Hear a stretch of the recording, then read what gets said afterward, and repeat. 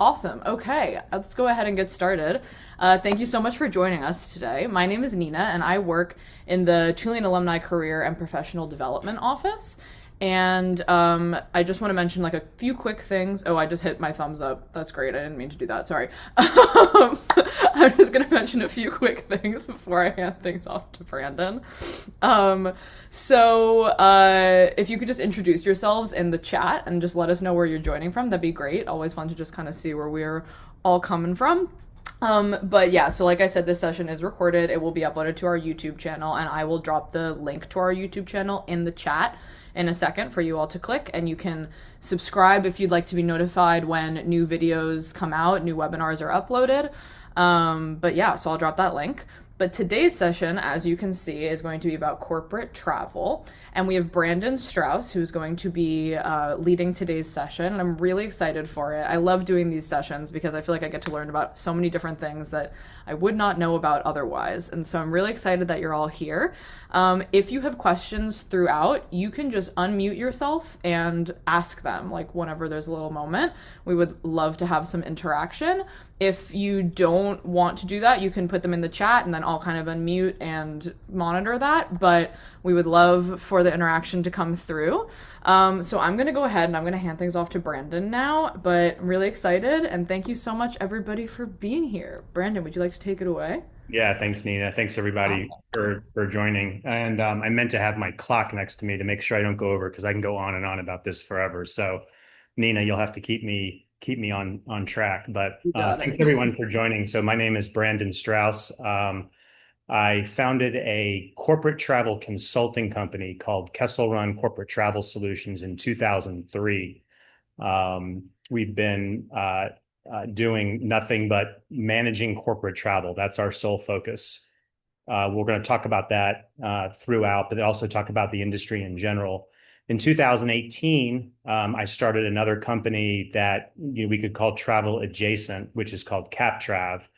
And that's a software company that we built primarily to address issues in the corporate travel industry around content and data aggregation.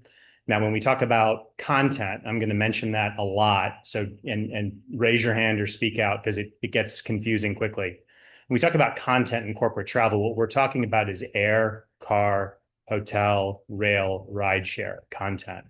So, so what I want to do, I think, today is talk certainly about what we're doing, which is very sort of niche part of the travel industry, but a little bit more broadly about corporate travel and a lot of the opportunities that I see that are available from a professional development standpoint.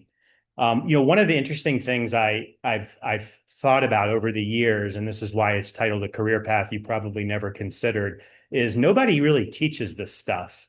And yet it's the second or third largest discretionary spend in most organizations. So it's a massive industry. Yet when you go into colleges and universities, no one teaches it. Tulane just started a hospitality program. I'm in Charleston, South Carolina. We have a hospitality program that's starting next year, but it's not focused on corporate travel. It's back of the house, restaurant stuff, hotel operations. But corporate travel is much bigger, much more complex, but no one teaches it. So I always find it kind of interesting. What you'll find, even though there's a lot of opportunity in the corporate travel space for different types of career paths within organizations, within our corporate clients, it's incredible how or who runs the corporate travel departments. We've had a running joke over the last 25 years where we say, the person who runs corporate travel was the person who wasn't in the room when they decided who was going to run corporate travel. We literally work with procurement people, people who are in charge of procurement within organizations. One of our large clients right now, their general counsel, travel rolls up to him. We work with HR. We work with finance. So it kind of runs the gambit. So it's a very interesting space, and that's kind of what we want to dive into. So the first thing I want to do, and I'm not going to get too deep because all of these individual components can go down to multi-hour rabbit holes, but I want to do kind of a quick introduction to kind of what corporate travel is, talk a little bit more specifically about what we do, what my company does from a consulting standpoint, pull out a little bit, give you a kind of a 30,000-foot view of the industry, who the players are, focus in again as to kind of our approach, how we approach clients from a consulting perspective. And then from that, what I've done just for time's sake, and also to try to keep it as interesting as possible, keep your attention, is there's a few things in the industry that I think would be applicable or interesting really to anybody that would be on the phone or on the video conference right now. So things that I think are particularly interesting that not only carry over from travel, but kind of across all industry types. And again, like Nina said, please ask questions. It's a complex space, and I don't want to say something that makes no sense, even if I think that it should be obvious. I'd rather explain it so we can all stay on the same page. Happy to answer questions as we go. So, so what is travel? So, so first of all, corporate travel it's huge. So about a $1.4 trillion global industry. Like I said earlier, it's the second or third largest spend category for most companies. You can imagine and we compete with all of the major consulting firms. So if you're a Bain or a McKinsey or an Ernst Young or a Boston Consulting Group, and you come into a large organization and you're looking to perform a specific consulting engagement, once you start going down that road as a consultant, the next thing you do is you get the company's P&L and you start to go down the list and you start to think, where else can we add value? Where else can we sort of pitch a tent and stay forever and keep billing? And sure enough, on those P&Ls, you're going to see second or third or fourth, largest spend category is corporate travel. So it's huge. When we talk about, corporate travel, we're talking again about corporate travel content, air, car, hotel, rail. We look at things like sourcing private jets, car fleets, shared economy. Uber is now in the corporate travel space. Lyft is now in the corporate travel space. Airbnb is now in the corporate travel space. And what we have known and is provable is that when you spend money on corporate travel as an organization, you get a return. So during COVID, kind of an interesting anecdote, travel went basically to zero during COVID, but it didn't go to zero during COVID, but it went almost to zero. And of course, a lot of companies in the travel industry just got crushed because most companies, no matter kind of what role they play within the industry, were crushed by COVID. Most of them work on transactional basis. So essentially, if you're not traveling, they're not getting paid. So we had a lot of turmoil during COVID. But sort of toward the tail end of COVID, at least in our business, very famously or infamously, Bill Gates came out and he said this on NBC. He said, corporate travel will never be the same. It'll never come back. Everyone was getting rid of their leaseholds, their rents. People were closing down buildings. Everyone was going remote. Travel will never be the same. Video conference will take over. If we're lucky, we'll get back to 50%. And everyone in the travel business who knew that he was wrong. And he was wrong. Travel not only came back faster than anyone expected, but it's come back bigger than everyone expected. And as a matter of fact, toward the tail end of COVID, part of our job was helping clients get back on the road earlier rather than later. So clients understood, large organizations like the Home Depots of the world and the Iron Mountains of the world and the Metas of the world, they understood that from a sales perspective, in terms of staying close to your clients, that being there was half the battle, whether it was trying to sell something new or to get a better deal or whatever it was. So we were having to create strategies during COVID to get our travelers, at least in a lot of cases with some of our clients, to get them on the road faster than their competitors because they knew they would have a competitive advantage. And from a duty of care, and just from a corporate governance and health perspective, human resources were like, oh, but COVID, we don't want people getting sick. So how do we figure out a way to empower business units or travelers to travel during COVID because they perceived they could get a competitive advantage while keeping them safe? So people wanted to get back on the road during COVID very, very badly. And the perception was that they gained a competitive advantage by doing so. The other thing that's really interesting about corporate travel is most functional areas within an organization are very siloed. So even though, finance certainly touches every aspect of the organization, corporate travel plays a really key role in almost every aspect of a company. So if you think about all of these, different functional areas within a company.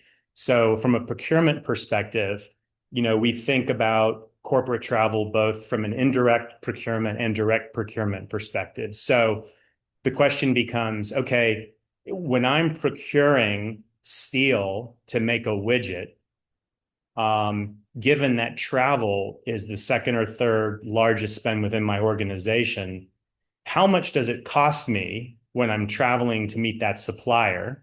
Or how much does it cost me when that supplier is meeting me? What does that contribute to my direct spend in building this widget? From an indirect spend perspective, if my company is based in Poughkeepsie, how do I manage getting to clients in parts of the country or parts of the world that might be difficult to get to? So procurement is very interested in understanding the impact that corporate travel has. Finance, for obvious reasons, they want to reduce costs. They want to make sure costs are in check. They also want to be competitive. But the thing about finance is also always looking for efficiency. So as we start to get into the complexity of corporate travel, if you're sitting in finance, you're thinking, yeah, I know people are booking travel. But from a finance perspective, what I'm really interested in is I want to make sure I'm getting receipts into my expense system. I want to make sure that my people are being reimbursed. And I want to make sure I don't have a bunch of accountants sitting around chasing down receipts and trying to process expense submissions from a traveler who may take 3 or 4 months in order to get an expense receipt submitted. So if I'm in finance, I'm really interested in what my corporate travel strategy is and how that integrates or how that works in my expense environment. If I'm in risk, the United States is probably a lesser example. As you get to Europe and the Middle East, it becomes much more important, much more legally bound. But in the United States, organizations have both a fiduciary and a legal responsibility to their travelers. So when you're traveling on company business, your organization needs to know where you are. They need to be able to help you in the event of an emergency. There are 40,000 hotel fires in the United States every year. And even though your company is not directly responsible for that, if Caroline is in trouble in Boston in a hotel and she's traveling on company business, the company has a fiduciary responsibility and in a lot of cases, a legal responsibility to make sure that we can help her. And there's an entire industry around risk management that's sort of travel adjacent that we'll speak to here in a minute. Payments and expense. Believe it or not, even in the largest organizations, there are people that travel that don't have credit. So they don't have credit cards. So how do I make sure that the trucker for my logistics company is able to get to the Comfort Inn in the middle of Idaho and can pay for their hotel room and get reimbursed and get meals, et cetera, and then also get back into the expense system and have them tracked for duty of care and risk management. So it kind of goes, on and on and on. Supply chain management. So again, back to the idea that we want to make sure that we have good cost containment given what our supplier mix is and things along those lines. So corporate travel, huge, giant, complex. We'll get into kind of what the components of it are later. Based on that, if you're thinking to yourself, if I get in the corporate travel business, maybe I'll get a deal to Disney World, then you do not understand what we're talking about. We have to start over again. So we do not do that. We don't do anything like that.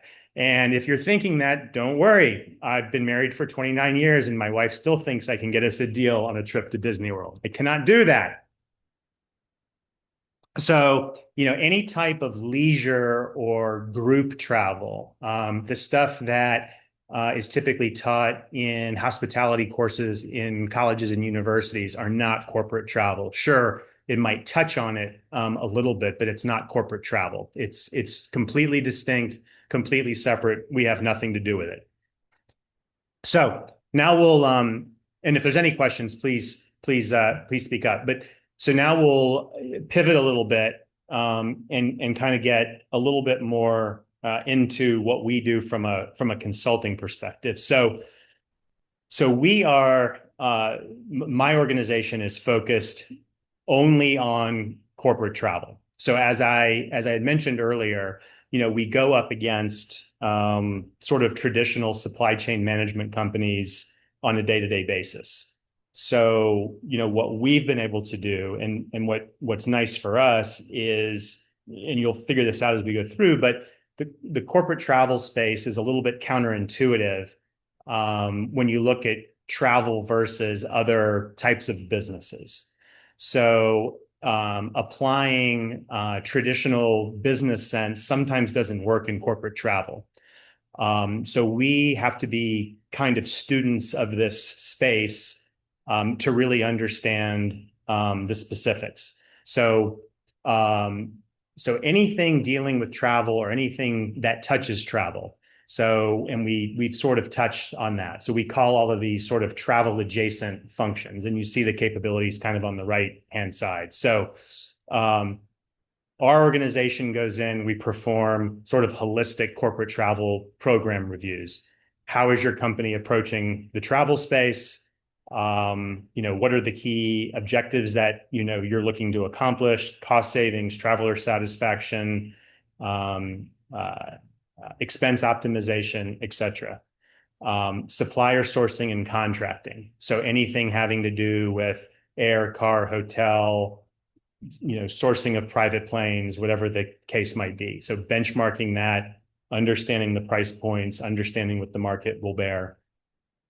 Payment solutions. So credit card programs, what we call P cards. So payment cards that can only be used for certain things like, airline spend or hotel spend or different kinds of specific kind of payment solutions. 10 years ago, most companies were still using Excel spreadsheets to turn in expense reports. So or CFOs and finance people were chasing down expense receipts over the last 10, 15 years. A lot of that has been automated. And of course, we're going to talk a lot about automation and AI as we kind of go through this. So now we've gotten to the point where we can sort of look at sort of this procure to pay where you start the booking process and we end up getting an automated expense solution. So that's a big part of what we do, both sourcing expense solutions and also implementing those, managing those. Fleet sourcing, duty of care, we talked about. Sustainability and ESG initiatives are kind of another area that we look at. If you're an organization where sustainability is important, it's really important. If you're a company where it doesn't matter, then they don't care, and it could go either way.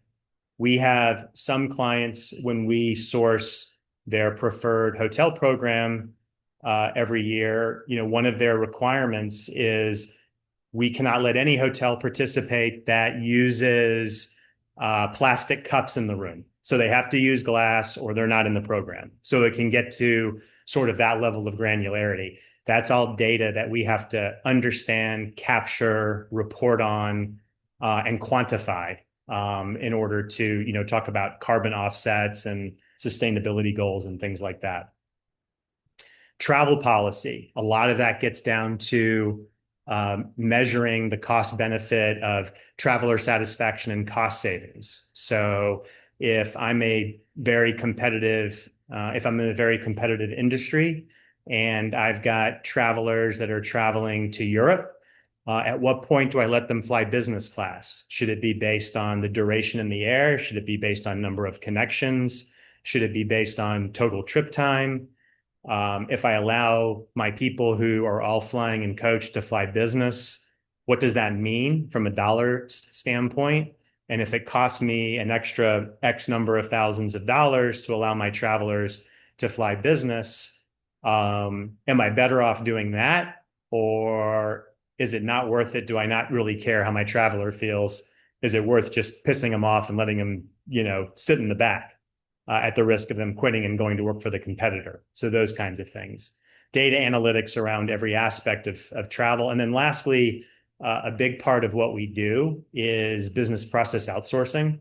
So we actually become the internal category owner for an organization. So we would either take that over in full, or we would become sort of part of the team of travel people within the organization. So we've done everything from simply manning help desks, where we have people that just answer phones and provide exceptions to travelers who, need to fly business class because they have a bad back or whatever the case might be. And we might grant exceptions and then provide reporting around that, all the way to we become the person that's actually authorized to sign air car hotel contracts with travel agencies, third-party travel providers, payment solutions, and reporting directly into CFO or CEO of large multinational organizations. So that's kind of at a high level what we do. And I kind of set that stage because not to say that we're smart, but it is to say that we're the smartest people in corporate travel. So as I start to talk to you a little bit more about opportunities in the corporate travel space at large, I'm going to give it to you from a position of kind of, being in the know of what's going on in the corporate travel industry. Any questions? I had one in the chat, but you can Okay. later. I can read it out loud. Yeah, read it out if you don't mind. Yeah, how has AI impacted your capabilities? Do you see it as a Oh, my necessity thunder. now or just exploring still? And then Angelique Yeah, also said that she loves your business name and logo and loves Star Wars. And I agree, I do too. that's a much longer conversation, but the fact you got it is great. Yeah, that's great. And a very quick story, which will be really quick. So years ago, we did work for Wells Fargo, and we got to the security. They asked for our business card, and we still had business cards, and it said KesselRun Corporate Travel Solutions on. 300-pound dude with, flak jacket and gun looked at me, looked at my ID, and he said, "She's fast enough for your old man." And then he gave me the card back, and I was like, "Yes, I've arrived." So I'm happy to answer the AI question. So you stole thunder, which is fine. We can skip those slides at the back, but it's a fascinating topic. Let me dovetail into that answer as we go through this slide, because this is the slide that goes from this idea that, booking corporate travel is air car hotel, simple, get some deals, simple. So think about, corporate travel. This is corporate travel if you kind of graph it out. And within each of these areas are entire ecosystems of businesses and business opportunity. And you can think of each of these as being independent technology, varying degrees of sophistication on their technology, and in varying degrees of technology integration and skill set. So if we look at this sort of from left to right, I think of this more of a funnel as opposed to left to right, but from a funnel perspective, you've got this OBT, which is online booking tool. So this online booking tool, think of Expedia, but think of it from a corporate sense. So you have the ability to book online as a traveler, and you could book through a travel agent. Obviously, booking through a travel agent is getting less and less. You book, though, through an online booking tool. And when that occurs in a corporate space, that booking immediately goes into a mid office. And at the same time, in that mid office, those other systems where those double arrows are pointing are happening as well. So the booking is actually happening primarily on top of what we call a GDS, Global Distribution System. Some of you might have heard of Sabre or Travelport or WorldSpan or Amadeus. Global Distribution System is the house where all the content is stored. Air, car, hotel content is stored. When you go and you book a trip on Expedia or Kayak, 99% of your booking is occurring through the GDS. So Expedia is just an overlay on top of the GDS. The difference, but when you book on delta.com, you're not in the GDS. You're in their native inventory management system. So the GDS, their value is in aggregating all of this content so that you can see it all in one place and you can book air, car, and hotel at the same time. The problem in corporate travel is you have all of this mid-office that has to occur. So if you're a traveler, I need to know what your travel policy is. Did Angelique book in or out of policy? And I need to know that before it's ticketed. I need to know if you're going to a place in the world that's dangerous, if you have your visa, if you have your passport, if you have the right shots. If you're going into a theater of war, we do work for the DoD. If you're going to a theater of war, is your computer wiped? Are you using the right kind of cell phone? What happens if you get kidnapped? Do we have to mask your name for security purposes? All of this is occurring in the mid office. What kind of data am I going to need from a reporting standpoint that's going to go into my back office? How about approvals? Is Angelique approved to travel to this place? Does she have to get approval from her boss? Does her boss have to give approval to her boss? So all of this happens at the time of booking. And there are companies that do nothing but sell online booking tools that travel agencies use and integrate and aggregate data from. And then there are companies within these mid offices that are solely focused on approval workflows, ticketing workflows, duty of care, reporting, quality control. And then if you're a big organization, we say big, we're talking, I'll get into that soon, but think brand names, then you're also working on a platform like SAP. So I want all of that data getting into my ERP for other purposes, other data analytics purposes. I want that information going into my HR system because I don't want Angelique booking on the online booking tool if I fired her last week because she's going to have approval. So my HR system has to feed into my online booking tool that says Angelique is no longer an employee here, therefore she should not have access to this tool. If I care about risk, all of that also has to go into my duty of care platform. If I make a change when I get to a hotel, or if I make a change in air, or if the airline cancels my flight and rebooks, that information is going back in directly into the GDS. The information has to go back through the mid office and it has to get back into this so that the traveler can see that their itinerary has changed. And then we get into the back office and we start talking about invoicing, payment systems, VAT reclamation, financial systems, automated expense. So let's talk about AI, right? So today in AI, we are chasing that hard. And we're going to get into another slide that talks about companies that are not only focused on AI, but companies who have basically raised multi-billions of dollars on the promise that what I just showed you is broken, and it's broken, which is opportunity, right? But on the idea that this is broken, and on the idea that AI will save us.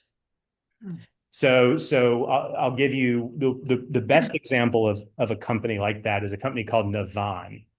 And Navan, several years ago, was called Trip Actions. And you might have seen them they were plastered all over airports, a new way to do business travel.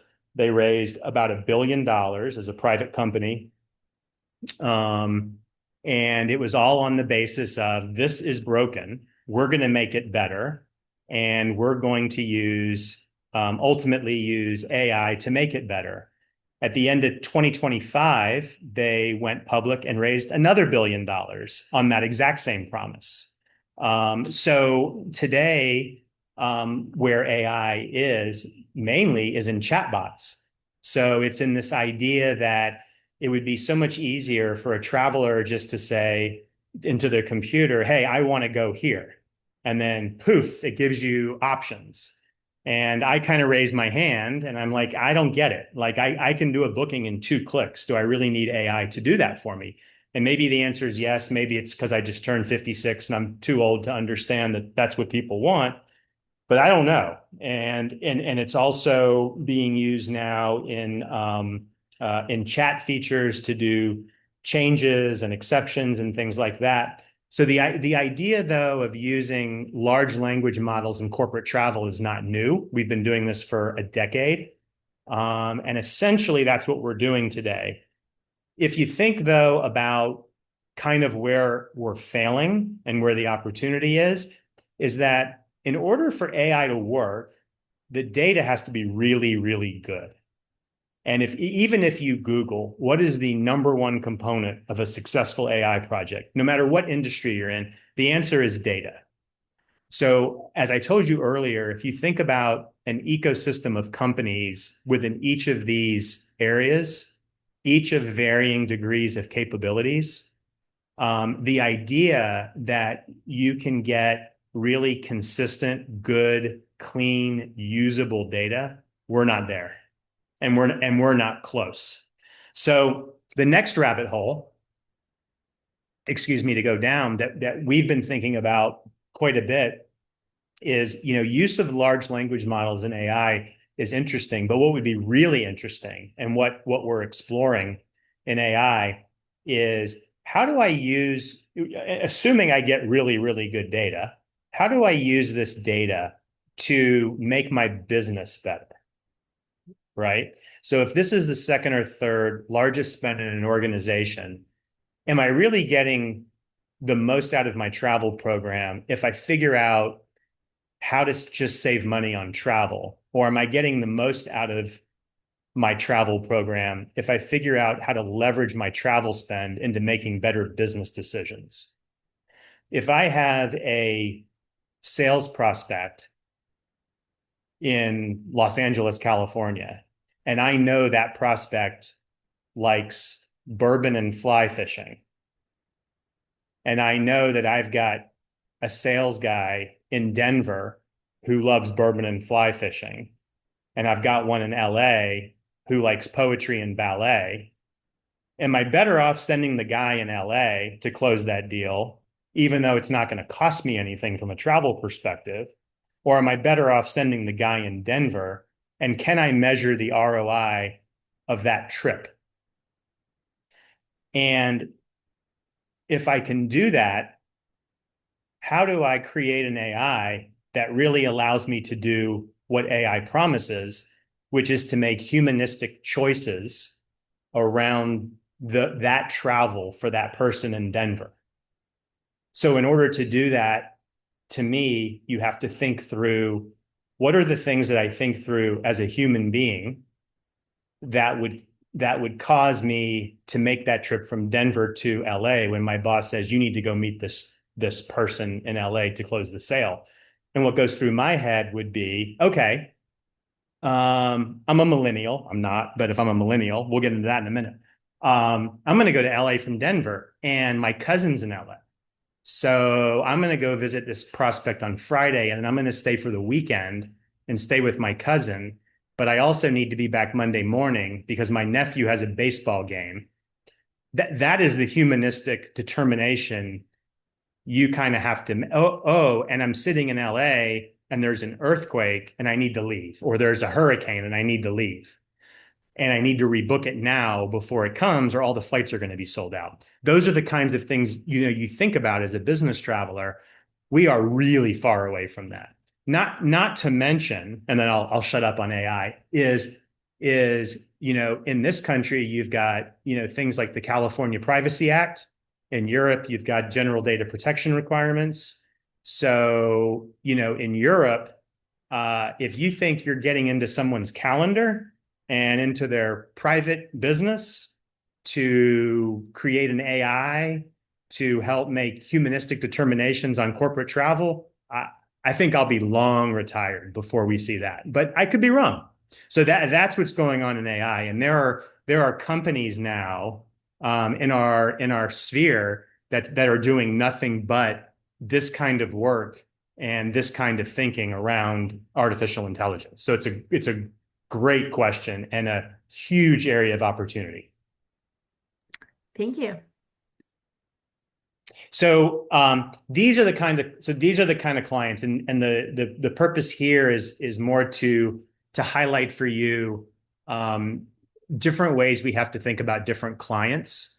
So in the case of like a Meta, we're talking hundreds of millions of dollars in travel spend. Believe it or not, a tech forward company, you would think they're all remote. They operate in 100 countries. So when we do work for someone like Meta, we're thinking when we think about that whole ecosystem, that we have to manage, a big thing that we're thinking about is, can we get enough travel agents in Uzbekistan to manage this program?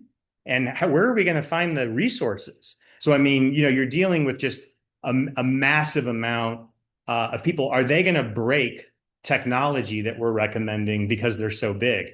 When we're dealing with someone like Home Depot, we're talking about people who could have very, very specific white glove needs, high-end executives who are staying in, very nice hotels and are flying first class. But we're also talking about truck drivers who don't have any credit and don't have the ability to float a business trip. So we have to kind of deal with that. When we're dealing with someone like Mantech, a defense contractor, spend is maybe not as big, but it becomes extremely complex because we're flying into theaters of war. We cannot put out in the GDS or in the stratosphere or anywhere the name of the people that are traveling to these places on highly classified missions. So we have to worry about, things kind of along those lines. Looking at large law firms, I think we have one of those on there, but DLA Piper, one of the largest law firms in the world, we're dealing with attorneys who are extremely high touch.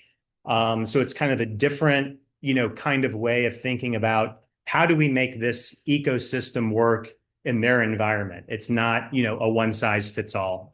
And then we work with NGOs as well. So, humanitarian relief organizations, CARE, Lions clubs, Rotary International, again, all with varying degrees of spend profile, risk, and different kinds of requirements. If we kind of go down, one more layer into this, and we think about that ecosystem of the way the travel industry works, and then our clients, these are a lot of the players that are vying for that attention. So, and what's a time check? So I just want to make sure.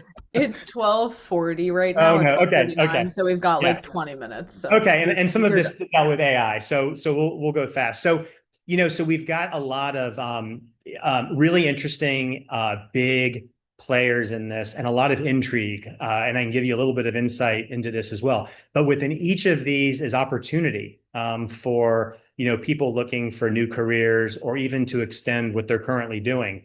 Ramp, Expensify, Brex. If you watch the Super Bowl, you saw a Ramp commercial. So big business, expense and payment solutions.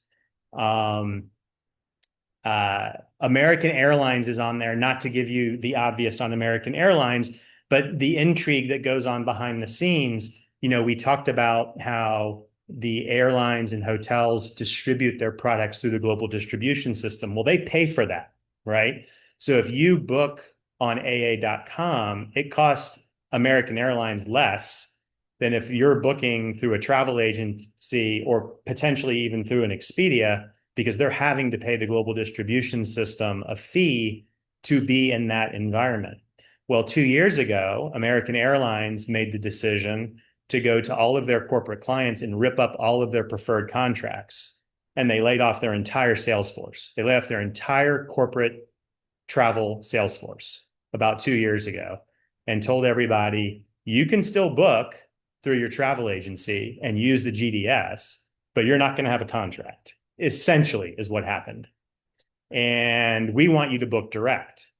And the jury is still out on whether that is going to have a long-term effect.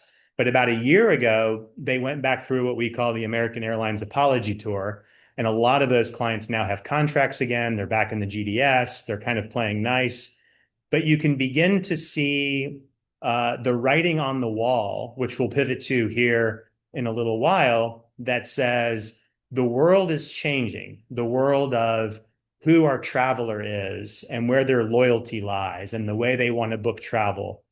The persona of people like me who are in their 50s and like to follow policy is becoming less and less and giving way to tech savvy oriented people who don't necessarily want to do what their policy tells them to do. And we can get into that a little bit more. Amgen is a big AI player in the space. Everyone's probably heard of Kayak from a leisure perspective. Well, Kayak is now in the corporate travel business, and they're doing work with a company called BlockSky, which focuses on the blockchain. And raise your hand if you know what blockchain is. I can't raise my hand because I don't know, and it's been explained to me many, many times. But the basic premise with blockchain and travel is we want to take travel kind of out of the equation and make travel a payment-driven event, where if you've got the blockchain and you've got a credit card, and the credit card theoretically can be hooked to American Airlines and theoretically hooked to your company's ERP system and theoretically hooked to your expense system, then you could use your credit card, book an American Airlines reservation, and you'd never even have to submit an expense report because everything would be done automatically. Sounds too good to be true? It kind of is right now. But that's what they're going for. They're going for this idea that that large ecosystem I showed you is broken, and it is, but they're going for this idea that says there's got to be a better way to manage this. And within that idea, within that framework, there's professional opportunity for people. The other way that people are doing it, obviously, is through artificial intelligence. But we're running into, kind of the data problem. Crisis 24 and ISOS, both very large duty of care providers. To give you some perspective, ISOS is a London-based company that has 13,000 employees, and they operate in 100 countries. So I've got friends that do nothing but duty of care, and they get involved in organizations, and they're solely focused on that.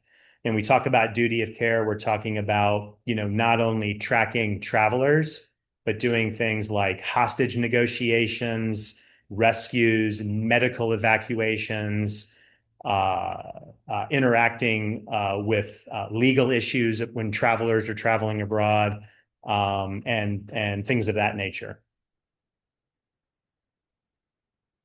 We had talked about Navan a little bit and all the money that they had raised, but this gives you some idea of the players in the marketplace. CapTrav is my company, so very, very small compared to all of these guys. But what we're doing, we've been at this for 8 years, is we're working to take all of the data that's coming in from all of these disparate sources, aggregate, normalize, and provide all that data specifically for AI projects within organizations. So that's what we've been working on for a long time. Any questions? Okay, very, very quickly. So definitely don't have enough time to go through all of it, but it's been, I think, a good conversation. So, kind of more specifically about what we do in terms of our consulting engagement. So, auditing. So really auditing any area of the corporate travel function or travel adjacent function, any kind of sourcing engagement, whether it's technology, air, car, hotel, payment solutions, expense. We talked about business process outsourcing, anything from being kind of that strategic liaison to all of the suppliers, to doing first level traveler support, and then uh, anything dealing with any kind of custom project. So we did a bunch of work during COVID, like setting up COVID help desks to help get people back on the road again. Our process within any of these functions is sort of runs the same thing. And then we'll have two quick things to talk about and we can go to questions. So what we're always looking for out of the gate is who owns this space. Because like I said, in a lot of cases, it could be finance. It could be human resources. We've got a big client now where we report into the general counsel, and they're hiring us typically because they don't know. They don't know what to do. So, first and foremost, we want to understand, what are the key levers to make sure the engagement we're going to perform is going to be successful. And a lot of that has to do with the audience that we're supporting. Once we understand who that stakeholder is, then we have to understand what functional areas within the organization we have to get involved with. And it's not always all of these functional areas, but it usually is.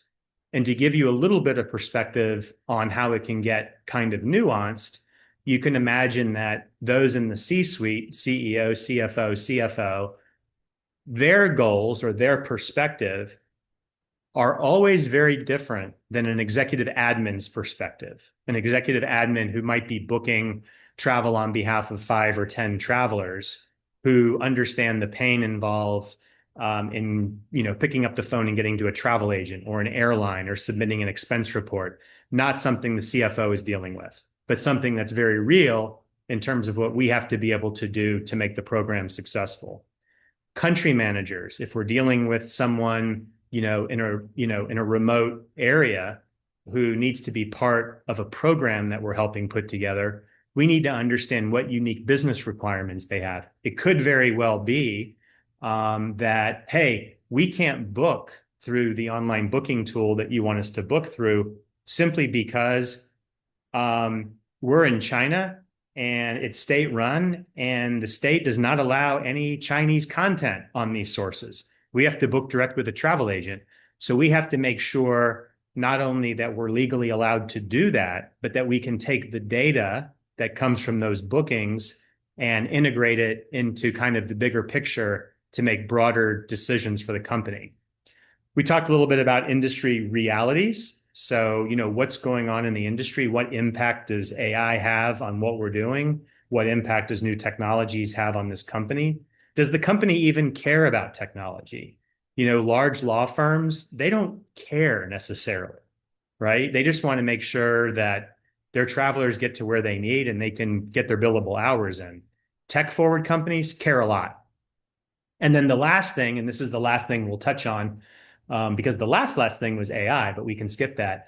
And to me, this is kind of one of the most fascinating things, and these are the last two slides, is this idea that who we're dealing with has changed. And where my head usually goes is, well, wait a minute, corporate policy just tells people what to do. Not so fast. If you work in a highly competitive industry and someone says to you, hey, we're going to let you use your credit card to book travel and we're going to let you keep your points. And the other guy down the road, who's their competitor, says, yeah, you're going to have to use our credit card and you don't get any points.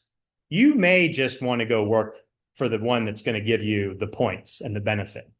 So from an HR perspective, it's an easy thing to say, hey, you have to follow policy no matter what. It's a harder thing to implement. And in 2020, what we were talking about was, the world is starting to change.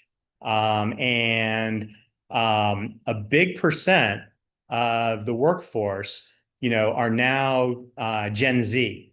And in 2020, millennials were the largest part of the workforce, and they were starting to take larger roles in organizations. By 2025, millennials were in senior roles. In the next few years, or even really now, there are no more baby boomers, and people like me are starting to be on their way out. And millennials are now running companies. Why is that important? And this is the last slide.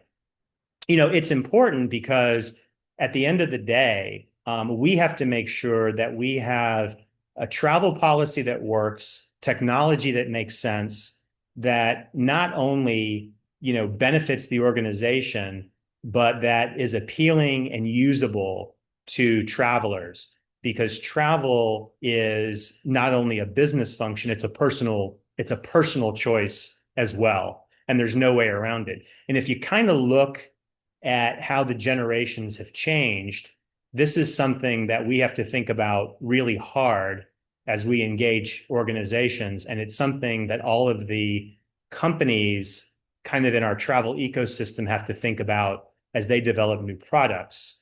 But if you're a baby boomer and your company says, this is what you do, that is what you did, right? If you are a millennial, you're actually starting to get more tech savvy, more brand loyal. Remember what I told you about American Airlines a few years ago? They bet the farm from a corporate standpoint that the brand loyalty would pull people off of the GDS and to book direct. And they're not totally wrong. Hotels are going down that route in our business. Airlines are continuing to go down that route. United is going down that route. Delta is starting to go down that route. American is starting to double down on that. But now as millennials are starting to give way a little bit to Gen Z, we're starting to see, the first tech generation that is tech first, and so much so that if they see technology that doesn't work, they junk it. They're not going to use it. And a lot of the technology in our industry is decades old and has Band-Aids on it and rubber bands on it and duct tape on it. And that's why the Navans of the world have raised multi-billions of dollars in trying to create kind of a new environment. We'll skip through the rest of it just for time so we can have questions. But this was going to be the teaser for AI, which is fine. But yeah, AI is big. But happy to take questions, and I hope that made sense, and I hope it was mildly interesting. Thank you so much, Brandon. I think it really was. I'll start us off. I have a quick question about like sustainability when it comes to like the environment. Is there any way that any of these companies are like taking that into consideration with just like, going green? And are there like certain airlines that do that more that people partner with or anything like that? Yeah, it's interesting because the airlines have had the capability to do. I mean, sustainability was really big 10 years ago, and then it wasn't, and then it is, and maybe now it isn't again. I don't know. The airlines within the GDS have the ability to provide carbon emissions reporting, and most just don't. And they're starting to more and more. So they can do it through city pair information, type of equipment used, time of day used, where you're sitting, etc. So the data is out there. It's not necessarily well utilized, and what we find is companies uh, that want it um, are are very eager to spend a lot of money to get the data and report on it and do the offsets. The problem that we have seen in the industry is there's really not enough people who care, or maybe it's not so much they don't care, but they don't really know what to do with the data. And it's also one of those things, unfortunately, that it costs money.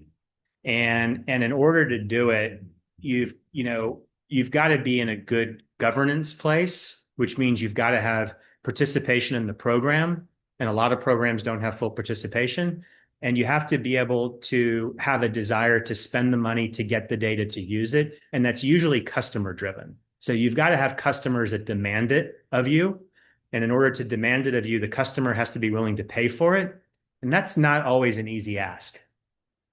Yeah, that makes sense. Sorry to be cynical, but that's No, I was just curious if there was anything like specific with it that you knew about. And then I have another question, and please, if anybody else has questions, jump in. But are so like we were talking about Navan, and then I know about like Concur and like some older kind of. Do you think that part of the reason why like these Navan things are kind of popping off? I know it's AI and all that good stuff, but um like because people can use it for their personal lives as well, like if you like link your Marriott number or whatever, like is there anything with that sort of, just because like the Gen Z and the millennials are sort of also interested in like having work life balance, like do any of these older companies incorporate anything for like putting in your own Marriott number or your own Hilton number or anything like that? yeah, so probably 50-50. Companies either allow you to book personal or they don't. Yeah. There tends not to be a lot of benefit in booking personal. The Mhm. the the reason why and there's a lot of Navan examples, but the reason why they're raising so much money is a lot more straightforward, and that is that the global travel industry is a 1.3 trillion dollar industry. Less than 10% of that 1.3 trillion is managed. So what I mean by that is there's 1.3 trillion dollars in corporate travel spend, but only about 10% of that is actually formally managed under preferred deals and discounts, managed by travel agencies.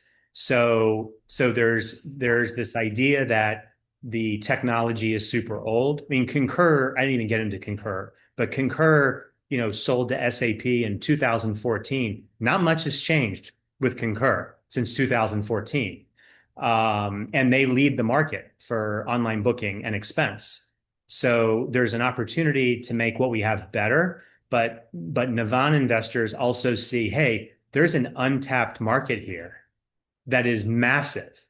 And if we can figure out how to get to it, we hit a home run. Awesome. Cool. Does anybody else have any other questions? Hi, I have a question. I'm wondering if you have any advice for someone who has experience kind of in vendor relations and travel, but more on the nonprofit side, and kind of how to switch into corporate. So experience in vendor relations specific to corporate travel? Yeah, so I'm a program manager for an educational travel company. So I've done kind of pretty much everything. We just haven't been um, kind of don't have the corporate language to translate that. So, kind of what advice would you have to Interesting. translate that experience, but also kind of maybe what platforms or where to begin to kind of enter? Because I see kind of the whole ecosystem of the corporate Yeah. travel as this kind Yeah. of beast, and I'm not sure where to go. Yeah, and you're welcome to email, and I can try to. I'm happy to help. But I think definitely. I mean, getting through LinkedIn to various NGOs would be a good idea. Getting in front of people like American Red Cross and Lions Clubs International and Rotary, those kinds of companies. Even organizations like Navan. I mean, they're going after virtually every industry vertical they can get to. And they've been hiring everyone from operations people to sales, account management, So you said you're a program manager. I mean, they've been hiring program managers at Navan. Um, Traditional travel management companies could be interested, depending on who their clients are at a given time. So yeah, I mean, I think there's a lot of different possible angles to work, but I'd be happy to help you network. Thank you. I also just want to mention, just because we're talking a little bit about like pivoting careers and stuff, I'm gonna drop a link in the chat, and it's to our to Tulane Career and Professional Development's job board called Career Shift, and it helps. I linked it there, and I will link like the actual Career Shift website, but that's how you like log in with code Tulane alumni and whatever, and you can reach out. I'll also drop our email, so you can reach out to us with questions if you have any. But it helps. This job board like aggregates all different like company website job postings, LinkedIn job postings, Indeed job postings, like all these different things all onto one platform. And it also shows you people that work at these companies that like went to Tulane or went to live in the same city as you or have different connections to, and you can kind of use it to network, and it just makes it kind of like a one-stop shop. So I just linked that in there just in case anybody didn't have it, so that they can use that while they're kind of on their job search. It's a very helpful tool. Cool. Okay. I think that is it. We're at time because we're at one. We've gone 2 minutes over. So, but we have gotten some really nice things in the chat. Just thank you. This may be a help in my new job and all this kind of stuff. So, Brandon, I just want to say thank you so much. This was so informative and so interesting. And I will be in everybody's inbox with kind of all this information and all these things with like a little follow up. But Brandon, do you have any kind of last words to just kind of close us out? No, I appreciate the time. I obviously am I'm a big fan of the industry. It's strange after 25 years, I still like the space. I figure I gather Juliana likes it as well. But it's fun. I mean, it's like it's addictive, and it's a huge space, but it's small. Like you get to know everyone, and it's a kind of business where you really, it sounds corny, but we learn something every day. It's so strange. Like I call my business partners every day and we just talk, and my wife just kind of rolls her eyes at me and she's like, more? I'm like, I never knew X. And she's like, how could you have not have known that? I'm like, I didn't know that. But you learn something every day, and it's really it's a cool industry, and I wish there was more exposure of it to colleges and universities. Yeah. Well, I love that idea of learning something new every day, and I'm really excited that we got to learn all about this today. So thank you so much for being here, everybody, and thank you, Brandon, for running such an informative session. Sure. Thanks, Um, guys. yeah. All right. Have a good day, everybody. Yeah. Thanks, Ian. Bye. All right, bye.